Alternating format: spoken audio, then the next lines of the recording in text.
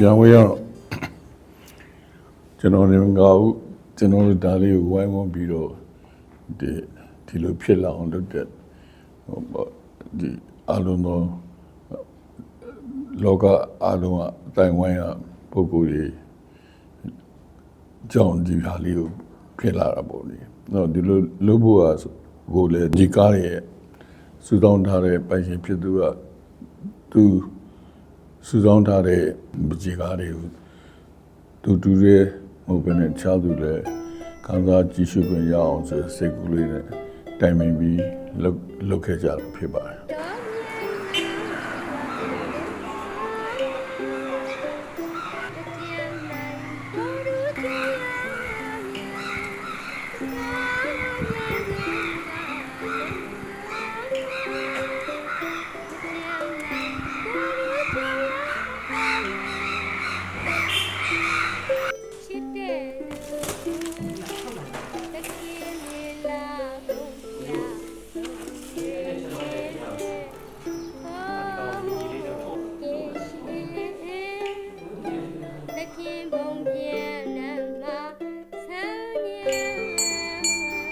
ဒီပြန်ကန်ဒီဘာခါသား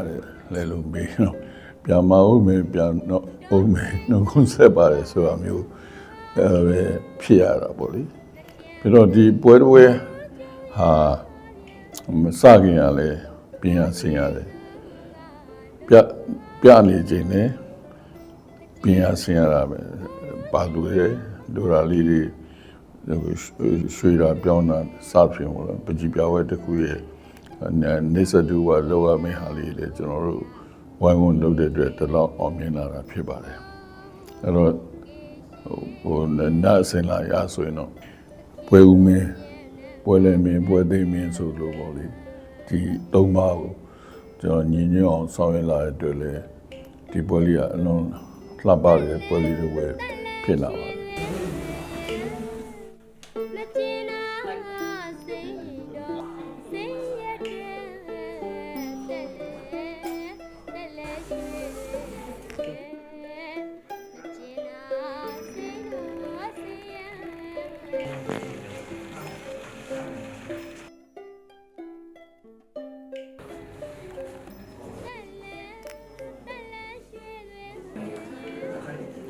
ဒါတော့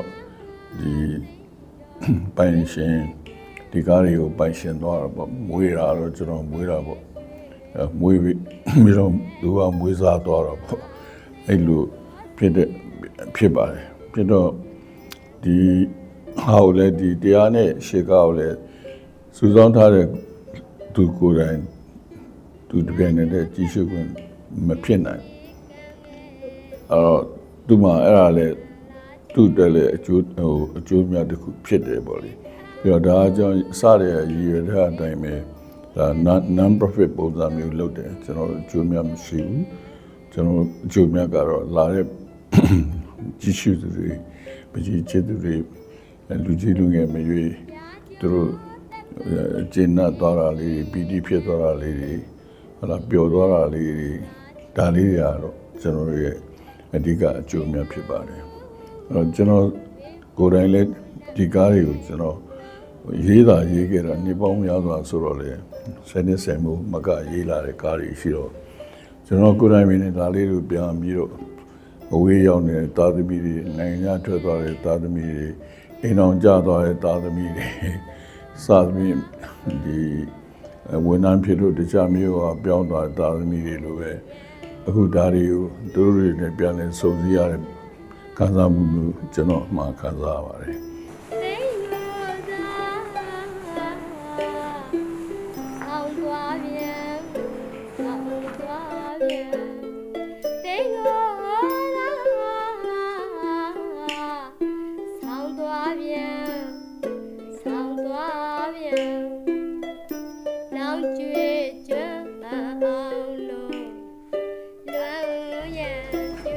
လှတော့ကျွန်တော်လည်းဒါတွေကိုပြန်ပြီးတော့ဒီပန်းတည်တဲ့ကျိုးလေးလိုပေါ့လေပန်းမျိုးစုံကိုတည်ထားတာဟုတ်လားဒီသူရာသီလိုက်ပွင့်တဲ့ပန်းလေးပေါ့စပယ်ခွာညိုတို့ ပရောက်တို့စပြီးအမျိုးစုံပေါ့လေအကြောင်းအရာမျိုးစုံအယောင်တွေမျိုးစုံကျွန်တော်တက်တုံးကရေးလာတယ်ဒီရည်စည်းဖြစ်ပါတယ်ဒီရင်ကလည်းနိုင်ငံတကာလှည့်ပြတော့ကလည်းရည်စည်းတွေပဲကျွန်တော်ပြခဲ့တာဖြစ်ပါတယ်အဲ့တော့ဒီမှာကျေးဇူးတင်ရမှာစောစောကျွန်တော်ပြောလို့ဒီစိတ်ကူးကိုရပြီးတော့ဒီစေတနာကိုဒီပြီးဟလာလာပါပါတင်းတဲ့ဖြစ်အောင်လုပ်ပြီးတဲ့ကျွန်တော်တို့ဒီရာရွက်ပိုင်းအင်ဂျင်နီယာလေးတယောက်ဖြစ်တဲ့ကိုမျိုးမြင့်အောင်နဲ့မိသားစုအထူးကျေးဇူးတင်တယ်။နောက်ဒီပွဲမှာဆောင်ရွက်ဖို့တဲ့ခန္ဓာပြင်ဆင်မှုကိုလည်းလိုလေသေးမရှိခွင့်လွှတ်ပေးတဲ့ကူညီပေးတဲ့ကျွန်တော်တို့ကိုမင်းနဲ့ဒီ65 Art Gallery ပိုင်ရှင်ကိုလည်းကျွန်တော်ကျေးဇူးတင်တယ်။နောက်ကျွန်တော်နဲ့ကျွန်တော်အပေါင်းအသင်းတွေရန်ဤရာဝေးကျွန်တော်ဆွေမျိုးသားချင်းတွေကျွန်တော်တကယ်ချင်းတွေအစားပြီးတော့ဟိုမန္တလေးကနေပြီးရန်ကုန်ကြီးလိုက်လာပြီးတော့ကျွန်တော်နဲ့အတူကကြည့်ရှုခံစားတဲ့လူတွေကိုလည်းကျွန်တော်ကျေးဇူးတင်တယ်ဒီရန်ကုန်မြို့နဲ့ဒီတစ်ဝိုက်ကနေပြီးတော့လာရောက်ပြီးတော့ဒီလာရောက်ကြည့်ရှုခံစားပြီးတော့သူပျော်ရွှင်စွာနဲ့ဒါမှမဟုတ်ဟုတ်လားဒီတော့ကြားစွာနဲ့ဒါမှမဟုတ်နှိမ့်ချိုက်စွာနဲ့ဒါမှမဟုတ်ပီတိဖြစ်စွာနဲ့ဒါမှမဟုတ်ဒီအော်ကောင်းပါရှိမယ်လာကြည့်ရှုတဲ့ပြည်သက်တွေကိုလည်းကျွန်တော်ကျေးဇူးတင်ကြောင်းပြောချင်တယ်သူတို့ကတော့အခုဒီကျွန်တော်ဟိုဒီအင်တာဗျူးဆိုပါဆိုလေဒီဟာလေးပြောပြပါဆိုတဲ့ဟာလေးဓာတ်ပုံအစအဆုံးပုံတင်မှုချုပ်ရိုက်ပြီးတဲ့ဒီသူတို့ဇနီးမောင်နှံတို့ကိုလည်းကျွန်တော်ကျေးဇူးတင်တယ်အဲ့တော့အစလည်းဒီပွဲလေးကမျောမှန်းထားတာ3ရက်အပြင်နောက်ထပ်နေ့တော့တိုးပြီးတော့ကျွန်တော်တို့ဒီပွဲလေးကိုပြခဲ့တာဖြစ်ပါတယ်။နောက်လာရောက်ကြတဲ့သူတွေအားလုံးကဒီပွဲပြီးမှကြားတဲ့အတန်လေးတွေပါလေးရဲ့ရည်စရာလေးတွေရောအောင်စရာလေးတွေရောနောက်သူတို့ပျော်သွားတဲ့သဘောလေးတွေရောအားတင်းသွားတဲ့သဘောလေးလည်းတွေ့ရပါတယ်။အားတင်းဆိုရင်ကျွန်တော်ဒီအမတာမရေးတဲ့ကလေးတယောက်ကရေးတာလေးကိုသဘောကျပါတယ်။ဟာတဲ့ဒီကားတွေကိုတယောက်တည်းရေးတာလားတဲ့။တယောက်တည်းရေးတာဆိုရင်ဒီဆရာကြီးကလက်တော်ကိုလက်အားနေတယ်ထူထဲတယ်အဲ့လိုဟာသားညာလေးနဲ့ရေးသွားရှိပါတယ်။ဒီကားတွေကလည်း2017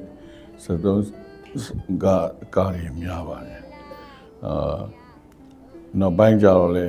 ဒီရည်စည်းတွေကကျွန်တော်က2018-19လောက်ကစပြီးတော့ရည်စည်းတစ်ဝက်အခရိတစ်ဝက်ကျွန်တော်ရေးပါတယ်ရေးတော့နောက်ပိုင်းကျတော့ဒီဗကြီးမြန်လို့တဲ့လူကကားကြည့်တာလေးလူချင်းနေဆိုတော့ကျွန်တော် acrylic ကိုကူပြောင်းပြီးရေးခဲ့ပါတယ်ကူဒါတွေကတော့ဟိုအဝေးရောက်တဲ့ပကြီးကားလေးလို့ပြောလို့ရတယ်လို့ဟိုမောင်ထဲမှာပဲနေပေါင်း10နှစ်ဆယ်မှုသိသိသားတဲ့ပကြီးကားလေးလို့လည်းပြောလို့ရပါတယ်အဲ့တော့ဒီပကြီးကားလေးကအခုအလင်းရောက်နေကင်းကိုရောက်လာပြီအားလုံးသောပကြီးချစ်သူတွေလူကြီးလူငယ်တွေလည်းဒါလေးကိုကြည့်ခဲ့ပြီးဖြစ်တယ်ကျွန်တော်တို့လည်းအားလုံးကြိုးပမ်းဆောင်ရွက်ကြတဲ့ကြိုးမြတ်တရားတွေဒီမှာကျွန်တော်တို့ဝန်တာပီတီဖြစ်သွားလာခဲ့ပါတယ်ဒီမှာဆိုရင်ကျွန်တော်မလေးကကျွန်တော်ရေးပဲစတဲ့ပုဂ္ဂိုလ်တွေလည်းဆရာယူမောင်တို့ဘာလို့စသဖြင့်ကိုအောင်ကျော်တို့ပကြီးပပုစသဖြင့်ပုဂ္ဂိုလ်များခြားသောပုဂ္ဂိုလ်များလည်းဒီမန္တလေးကနေပြီးရန်ကုန်ပြောင်းရွှေ့လာတဲ့ပကြီးဆရာလည်းဒီနေ့တကရန်ကုန်မှာရှိနေတဲ့ပကြီးဆရာလည်းလာရောက်ကြည့်ရှုခံစားတော်တဲ့အတွက်အားလုံးကိုကျွန်တော်မန္တလေးကိုမပြတ်ခဲ့ကျေးဇူးတင်ကြောင်းအထူးပဲဝမ်းသာကြောင်းပြောရင်းနဲ့ကျွန်တော်နေတော့ပါပဲလို့ပြောတယ်